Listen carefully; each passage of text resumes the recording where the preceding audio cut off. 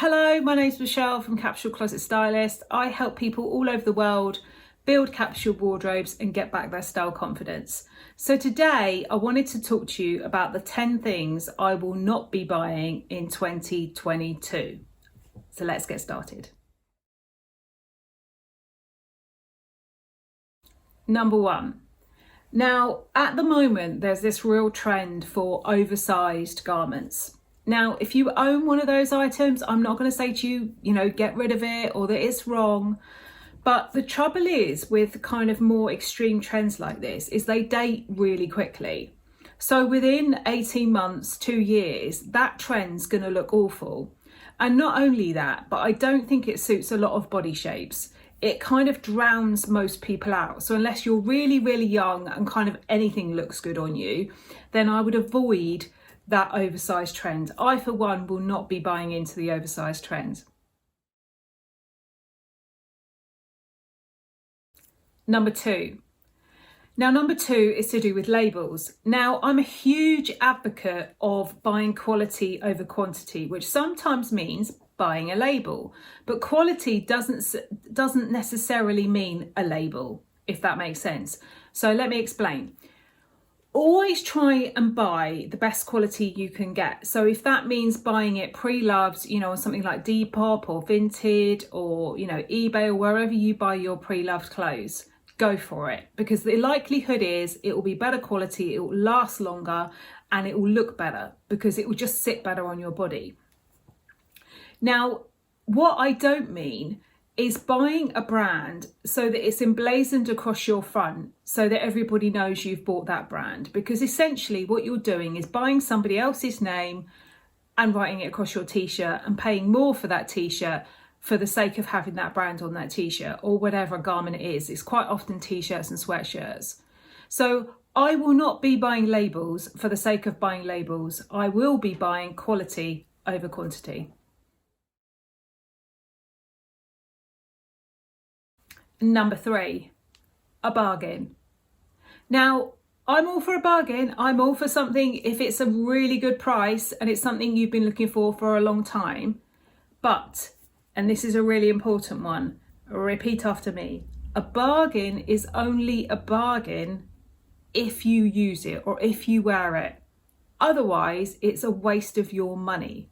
So it doesn't matter if you are looking at a Gucci dress that was £1,000 that's now £50 if you're not going to wear it. The only instance it might be worth buying, and I say might be worth buying something like that is if you have the intention of selling it on and you can make a profit from it. Otherwise, however much that's a bargain, if you're not going to wear it, if it doesn't fit you properly, if you've got nowhere to wear it, it doesn't fit with your lifestyle, it doesn't fit with your colour palette, then leave it on the shelf. I won't be buying a bargain for the sake of it being a bargain. I'll be buying a bargain of something. A bargain to me would be something that I've been looking for a long time, that I feel very intentional about, that will fit well in my wardrobe and that I can now see is a really good price. Number four, boxy dresses. Now, unless you're Twiggy, which some of you might not even know who Twiggy is, but so unless you're Twiggy, a boxy dress is unlikely to look, or you're a 5-year-old little girl, a boxy dress is unlikely to look good on anybody. It essentially comes out in almost like a triangle from underneath your arms and sticks straight out. Now, I can understand when you're in a really hot environment how that feels good because there's airflow underneath. But what I would suggest in that instance is choose like linens or silk or cotton, breathable fabrics, and actually have some sort of a kind of tie around the waist, even if it's relatively loose, even if it just draws in a little bit, just so there's a bit of shape in that dress. So I, for one, being in the environment that I am in, even in the summer when it can get hot, I will not be wearing a boxy dress as a boxy dress, nor will I be buying one. Number five, fast fashion. Now, I'm a huge advocate of thinking really, really carefully about what you buy, and there's a multitude of reasons for that. One of the first reasons is it saves you money, because when you're buying quality over quantity, things last longer.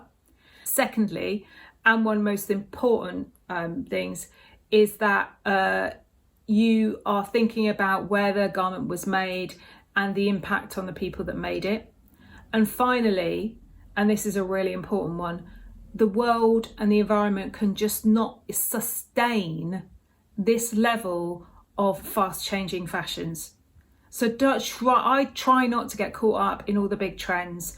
It's like, I like something if I like it. I don't like it because somebody in an office somewhere has decided that's what's in this season. So I won't be buying into fast fashion.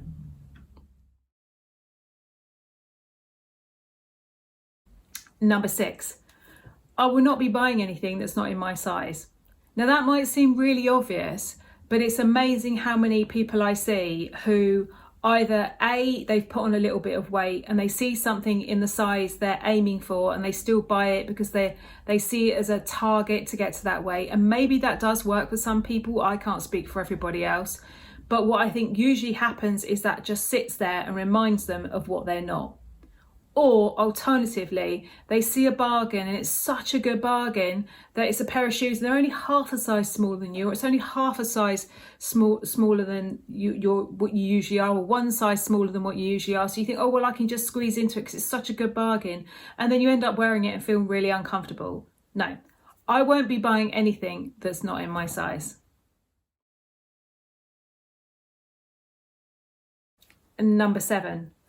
This is kind of an overall one. I will not be buying more than I need. And what I mean by that is I'm very, very careful about what I bring into my wardrobe. And sometimes when I see a gap, whatever it is, I think, right, okay, I could do with a lighter colour jumper for when I wear this pair of trousers and when I wear this shirt, or when I wear whatever it is I'm wearing. So then I would consider what type of jumper that is, what type of material it's in, what type of weather I'm going to wear it in, and then bring something into my wardrobe. So I won't go out and buy things just for the sake of buying them. So I will not be buying what I don't need in 2022. Number 8. So number 8, I will not be buying anything that does not align with the colours in my wardrobe. So if you know the colours that suit you, then that's great, because you can start to kind of think about a palette. I usually say under 8 colours to create your wardrobe with. And actually then anything you add to your wardrobe, you make sure it's in one of those colours. And that's just to get started on a capsule wardrobe. If you're not sure what colours you are, head over to the website and click on the little button at the top which says book a free consultation with me, and I can kind of talk to you about how I can help you find out what your colours are. So I will not be buying anything in a colour that doesn't fit with my current wardrobe. However much that colour's on trend, if it doesn't fit with what I've already got, I won't be buying it, because I won't know what to put it with when I get it home. Number 9. Now, similarly to the last one, I will not be buying styles that don't fit with my wardrobe. Now, if you've kind of gone through one of my videos, you've seen about how I talked to you about getting style confidence and finding your happy place again. One of the biggest things that I talk about is thinking about the styles that suit you and work for your lifestyle and that you love. So I will not be buying a style, similarly to what I said at the beginning with the big, huge, oversized stuff. I will not be buying a style that doesn't fit and align with my current wardrobe, or something that I kind of feel, because there's pressure, because everyone's wearing it and it's on trend and, and all that, you feel like a pressure that you should be wearing something. But actually, if it's just going to sit in my wardrobe and I'm not going to wear it because it doesn't feel comfortable on me, either physically or mentally, then no, it's not going to come into my wardrobe. So I will not be buying styles that don't fit with what I have. And number 10, and this is probably one of the most important ones, I do not buy anything, and I will not be buying anything in 2022 that somebody else thinks I should have. And by that I mean trends, by that I mean, peer pressure, I mean, you know, I don't know whether you work somewhere and everybody is very well put together, or wears a certain style of clothing, unless your actual contract states that that's what you should be wearing. Don't feel pressured from anybody else. You need to be you need to be what you love, and you need to fit your lifestyle. So I will not be buying anything in 2022 where somebody else is dictating to me how I should look or what I should wear. I will decide what I like and what works for me. So I hope you found that helpful. Let me know what you won't be buying in 2022. You know, I mean, are there, you know, have you become vegan? Are you refusing to buy any animal-based products? Are you refusing to buy from certain companies because of their ethical background? Are you refusing to buy from anything new? You know, are you aiming to buy all pre-loved in 2022? Let me know what you think in the comments. And if you want more videos on style, colour, decluttering, creating a capsule wardrobe, subscribe below. And let me know if you've got any ideas for future videos. I'll see you soon. Take care. Bye.